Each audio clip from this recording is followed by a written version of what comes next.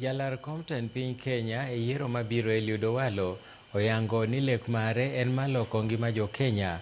Kotwa kod Ramogi TV okinyi ma kawuono e chenro mar mbako romo, Owalo nowacho ni en gi chir kendo kodhi tiyo gi jotelo mamoko e ng'wech mare mar laro kom maduong' ma pacho ka.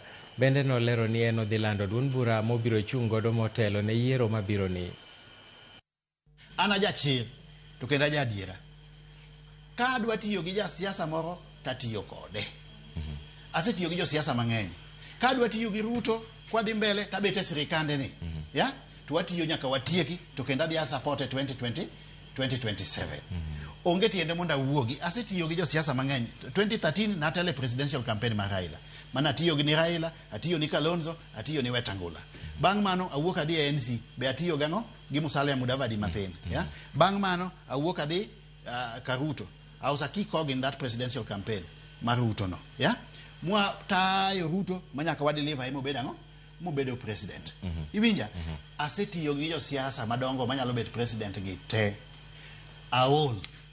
Ibinja maber? Yol tiyo kodgi. Aol gi tiyo gi individual politicians. Idano tiyo kodi koro. Adwa tiyo ni jo Kenya koro. Adwa tiyo ni jo Kenya.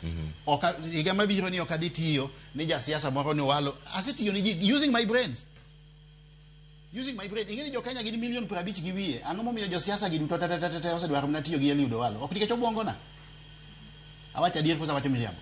An jo Kenya mudhier gi ema dwa tiyo go kadhi go mbele. Nikech ok adwa timo siasa mar retrogressive. Ni kawo kabila ni manyo jatelo moro e kabila ni, tiriwo gi jatelo moro e kabila ni, kendo idhi riwo gi jatelo moro e kabila cha, tikwedo kabinde mamoko, nito bang' mano ko reform party kata ni form coalition.